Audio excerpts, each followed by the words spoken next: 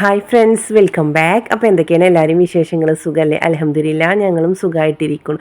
അപ്പോൾ ഇന്നും ഞാനിങ്ങനെ കിച്ചണിലേക്ക് കുറച്ച് നേരത്തെ തന്നെ വന്നിട്ടുണ്ട് കേട്ടോ. അപ്പോൾ ഇന്ന് ഇപ്പാനോടും ഉമ്മാനോടും വരാൻ പറഞ്ഞിട്ടുണ്ട്.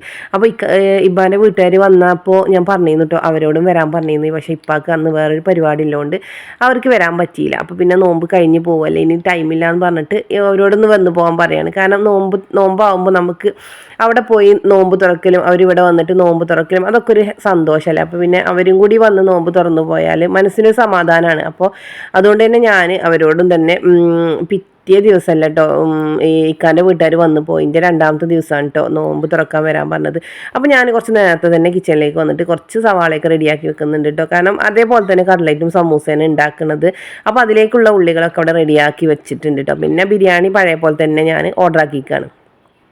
കാരണം ഒന്നിച്ചിങ്ങനെ പിന്നെ ചെയ്യാൻ കഴിയണില്ല കേട്ടോ, നോമ്പിൻ്റെ ക്ഷീണം എന്തായാലും ഉണ്ടാവുമല്ലോ. അപ്പോൾ ജ്യൂസിനുള്ള കാര്യങ്ങളും ഒക്കെ ആയിട്ട് വരുന്നുണ്ട് കേട്ടോ. അപ്പോൾ സ്കൂട്ടി നമ്മളെ വർക്ക് ഏരിയയിൽ ഇങ്ങനെ ഭാഗത്ത് നിർത്തിയിരിക്കുകയാണ്. കാരണം ചൂടാണ്. അപ്പോൾ മുറ്റത്തൊക്കെ നിർത്തി കഴിഞ്ഞാൽ പോകുമ്പോൾ ഭയങ്കര ചൂടാണ് എന്നിട്ട് ഇതിൻ്റെ ഉള്ളിൽ കൊണ്ടുപോയിട്ടാട്ടോ നിൽക്കുന്നത്. അപ്പോൾ ഇത് വർക്ക് ഏരിയ ഒന്നുമല്ല കേട്ടോ, നമ്മൾ ബാക്ക് ഭാഗം ഇങ്ങനെ ഷീറ്റ് ഇട്ടിട്ട് ഒന്നിച്ചങ്ങനെ ഷീറ്റ് ഇട്ടതായിരുന്നു. അപ്പോൾ ഞാൻ എൻ്റെ ഒരു സൗകര്യത്തിന് വേണ്ടിയിട്ട് ഞാനിങ്ങനെ ടൈലിട്ട് ഇടിയിച്ചതാണ് അടിയിൽ. പിന്നെ ഞാനൊരു ജസ്റ്റ് ഒരു എന്താ പറയുക സ്റ്റാൻഡ് ഉണ്ടാക്കി ടൈം സ്റ്റൗവും സ്റ്റിങ്ങും അങ്ങനെ വെച്ചതാണ് കേട്ടോ.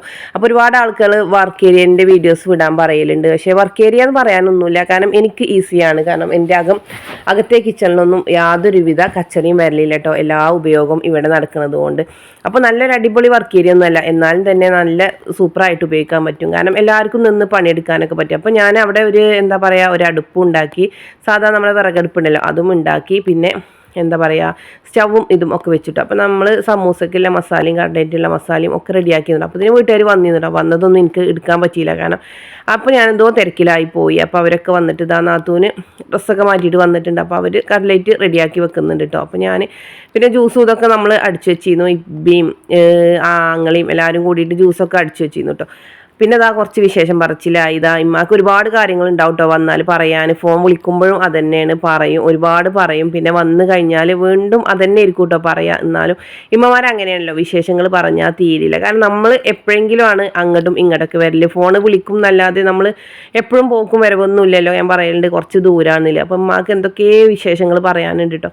അപ്പോൾ ഇമ്മാൻ്റെ എന്തോ ഉമ്മാക്കൊരു സർപ്രൈസ് ഫോൺ കോൾ വന്നു എന്നൊക്കെ പറയുന്നുണ്ട്. അതെന്താണെന്നൊക്കെ ഞാൻ ഇൻഷാ അല്ലാഹ് പിന്നെ ഒരു വീഡിയോയിൽ പറയാം. അങ്ങനത്തെ പഴയ പോലെ തന്നെ ടേബിൾ ഇങ്ങോട്ട് ഇട്ട് വെച്ചിട്ടുണ്ട്. എന്നിട്ട് നമ്മൾ സാധനങ്ങളൊക്കെ ഇങ്ങനെ റെഡിയാക്കി വെച്ചിട്ടുണ്ട്. അപ്പോൾ മുന്തിരി ജ്യൂസ്, ലൈമ്, കട്ട്ലറ്റ്, സമൂസ, പിന്നെ ഫ്രൂട്ട്സും ഒക്കെ റെഡി ആയിട്ടുണ്ട് കേട്ടോ. അപ്പോൾ ഈ ടേബിൾ കുട്ടിപ്പട്ടാളങ്ങളും ഇമ്മയും ആണ് കേട്ടോ ഇരുന്നത്. പിന്നെ അപ്പുറം നമ്മളൊക്കെ പോയിരുന്നു കേട്ടോ.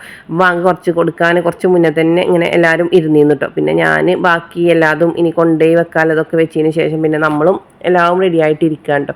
അപ്പോൾ അൽഹംദുലില്ലാ അങ്ങനെ നമ്മൾ ഈ നോമ്പ് തുറക്കലും കഴിഞ്ഞിട്ട് അപ്പോൾ ഓരോ വർഷവും ഒരു പ്രാവശ്യമെങ്കിലും നമ്മൾ അവിടെയാണെങ്കിലും ഇവിടെയാണെങ്കിലും നോമ്പ് തുറക്കാൻ വേണ്ടിയിട്ട് എല്ലാവരും ശ്രമിക്കുക കേട്ടോ.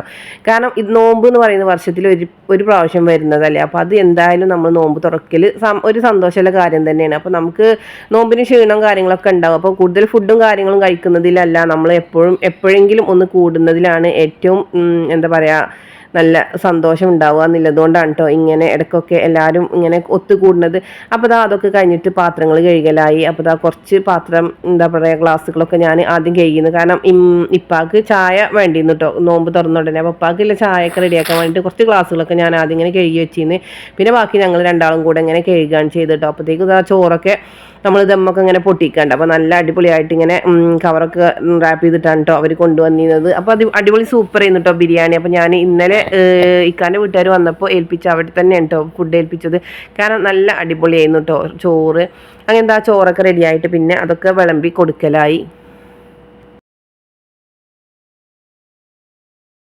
പിന്നെ മക്കൾക്കും ഇപ്പാക്കും ആങ്ങളക്കും ആണ് കേട്ടോ ആദ്യം കൊടുത്തത്. പിന്നെ നമുക്ക് കഴിക്കാമെന്ന് പറഞ്ഞിട്ട് ഫുഡൊക്കെ എടുത്ത് വെച്ചിട്ട് മക്കളെ വിളിച്ചിട്ട് അവർക്ക് കൊടുക്കുകയാണ് ചെയ്തത് കേട്ടോ. അത് കഴിഞ്ഞ് പിന്നെ തറാവീ നിസ്കാരം കഴിഞ്ഞ് വന്നിട്ടാണ് കേട്ടോ ഫുഡ് കഴിക്കണത്. അപ്പോഴത്തേക്കും പിന്നെ അവർക്ക് പോകാനുള്ള തിരക്കായിട്ട് അപ്പോൾ നിൽക്കാൻ പറഞ്ഞിട്ട് അവർ നിൽക്കണില്ല. കാരണം ഞാൻ പറഞ്ഞു അത്താഴം കഴിച്ചിട്ട് പോകാമെന്നൊക്കെ. പക്ഷെ അത്താഴം കഴിച്ച് പോയി അവിടെ എത്തുമ്പോഴത്തേക്കും ഒരുപാട് സമയമാവുമെന്ന് പറഞ്ഞിട്ട് അവരൊരു 11 മണിയൊക്കെ ആകുമ്പോഴത്തേക്കും പോയിട്ടോ.